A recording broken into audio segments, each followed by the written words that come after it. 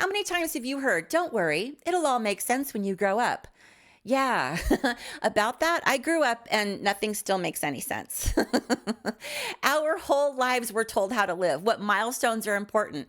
And if our life didn't look like that, well, then clearly we messed up. Except we didn't.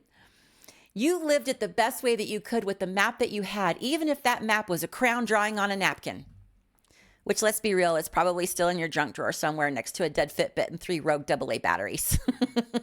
You didn't fail. You didn't fall behind some magical life timeline that you never actually agreed to.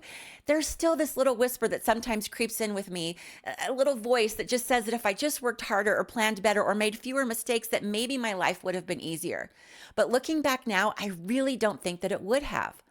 I don't think that it was ever about getting it right. It was about getting it done. Badly, beautifully, stubbornly, and making a life out of whatever cards that were dealt. It's about getting through the mess, making the memories, and finding pieces of yourself along the way.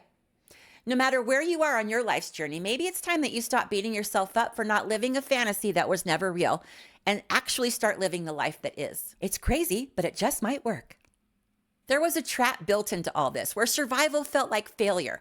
So there's one thing that you need to hear because it could change everything about how you see yourself. There was this idea that your 20s were supposed to set you up for life.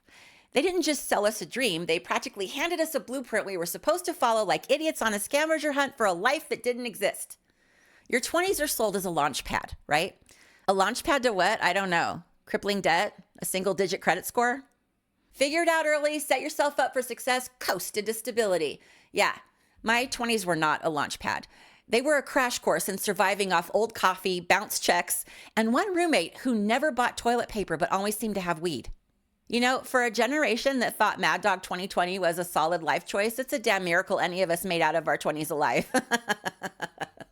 It feels like a cosmic joke that we were expected to figure out life while thinking Boone's Farm and Bartles and James were counted as fine wine. We weren't building empires, people. We were trying to survive Tuesdays. I had a futon in my apartment that doubled as a couch and my bed. And honestly, I thought I was crushing adulthood. I was damn near an interior decorator. Dumpster chic, broke edition. Somewhere in there, I managed to torch my credit so bad, it should have been declared a natural disaster. Find your passion, start saving early, fall in love, buy a house, climb the ladder, have 2 kids and a golden retriever named Scout before your 30th birthday. That's the script that they gave us. Now, it sounds reasonable when you hear it at a graduation speech, or if you say it really, really fast. Meanwhile, I'm just trying to figure out if eating ramen for breakfast is a cry for help or a life hack. Sometimes I like to add soy sauce and pretend I was a chef. Life hack indeed. Honestly, if you ever need someone to co-sign your life hacks, that's basically what half my one-on-ones are for. I'm here for you. No judgment, just vibes and my questionable brilliance. You aren't thriving during this phase. You're surviving, but nobody told us that survival is a kind of success. Let me tell you, you were following a broken map that never led anywhere, all the while feeling like you're failing, but you weren't. So let's talk about that. So next your 30s hit, right? And your problems get slightly classier. Your 30s are supposed to be when you settle down, right? When you have a career, the family, the savings, the plan. This is where I really started feeling behind. I didn't see anything wrong with the system. I only saw things wrong with myself. It was me. It was all about me. I was stupid, and I was obviously the problem. I had missed the adulting seminar where they explained how not to screw up your life before you turn 35. Instead of bouncing checks at Taco Bell, now I'm on the phone at 9 a.m. arguing with an insurance company about whether or not getting a strep throat culture counts as an elective procedure. Same chaos, just in business casual. I really thought that by 30 I'd have it figured out, but instead I just became excellent at pretending I understood the difference between a 401k and a Roth IRA. I still don't really understand the difference. All I really wanted was a real job, a porch with a $9 plastic chair from Kmart, and a savings account that didn't send me hate mail every month. What's the one thing that you pretended to understand about adulthood? Way before you actually did. Or maybe you still don't. No judgment here. Come on, spill it. Spill it. Your 30s carry more responsibilities, but nobody handed you a manual. You're managing more pressure, but nobody handed you more hours in the day. And somewhere deep down, there's still that little voice. You should be farther along by now. The great secret of adulthood is that everyone's improvising. The ones who look polished are just better at hiding the existential dread under good lighting. Now, I had a good job. I was building a career. I'd already racked up my first divorce.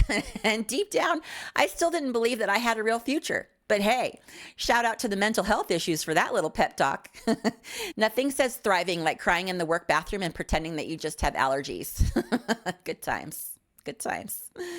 I didn't feel any more grown up than I had at 25. I just felt like I was supposed to be. I was cosplaying adulthood. Badly.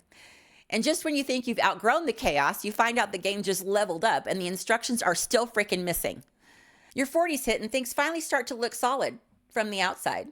You have the career, maybe the mortgage, maybe a few polished vacation photos where nobody can see the credit card debt hiding behind your smiles. For me, I did finally start looking like I knew what I was doing. It finally started to feel like maybe, just maybe, I was doing this adulting thing right. I still thought at this point that I'd really feel different, right? I thought I'd feel wiser, more solid, less terrified. By 40, I thought I'd be sipping Earl tea and casually discussing my stocks at brunch. Instead, I just got better at pretending panic was ambition. You're proud though because you built something, right? You are building something. You fought for it. You earned it. But the truth is you're still that same person who's just trying to hold it all together. The one that's still wondering, is this it? Or am I just in another waiting room where nothing is ever really going to happen? You drink the Kool-Aid because it's served with a paycheck and a benefits package. Nobody tells you that even when you make it, you can still feel like you're about 2 missed paychecks away from watching the whole thing collapse. You didn't miss a step, though. You didn't mess it up. You were living a story that nobody prepared you for, and it's time you finally heard the truth.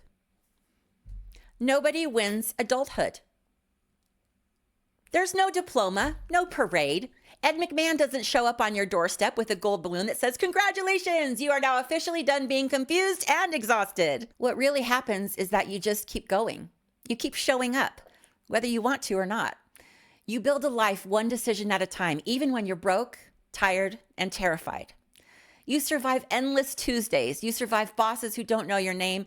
You survive breakups, breakdowns, bad roommates, bad haircuts, and car repairs that you can't really afford. And every time you think, that's it, I'm tapping out now, somehow the next day you show up again for another round. It's not polished, it's not pretty, but it's real, and it's yours. The goal was never to lock it all down by 30 or 40 or ever. The real goal is to realize that you were never the problem. You weren't failing. You were living, you were becoming. Every bad date, every bad boss, every bad roommate, every overdraft. It wasn't proof you were screwing up. It was proof you were surviving something that nobody trained you for.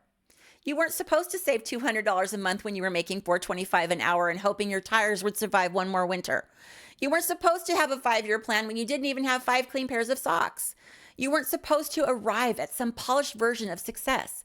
You were supposed to build it wrong, fix it badly, tear it down, rebuild it sideways, and occasionally sit on the floor eating cereal straight from the box. That's not failure.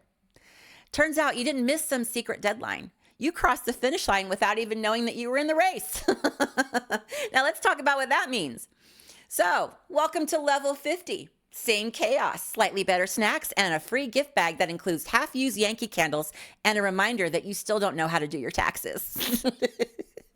Yankee candle. Scents include broken dreams in linen and financial insecurity with a hint of pine. If you're wondering why you still don't feel like you have it all together, congratulations. You're an adult. You graduated a long time ago. You just didn't get the memo. And if nobody told you before, let me be the one to say it now. You're doing it right. Every bit of it. Even if it hurts, even if you're barely scraping by, even if you feel weird or lost or broken or dumb. You didn't miss your moment. You're not late. You're not broken. You're not failing. You adapted. You figured out how to keep going when the rule book made no sense. You made something out of nothing, again and again. You're just living a real, messy, complicated life that doesn't fit neatly on a checklist. And it never will, because it's yours. And once you realize it's your life, not theirs, you can't unsee how much of it was rigged from the start. Yeah, we're going to rip that bandage off right here. Because if you're anything like me, once you stop blaming yourself, you start asking the harder questions. Questions that don't have neat answers. Questions that might wreck everything you thought that you knew about what life was supposed to be. Check it out here, and I'll see you there.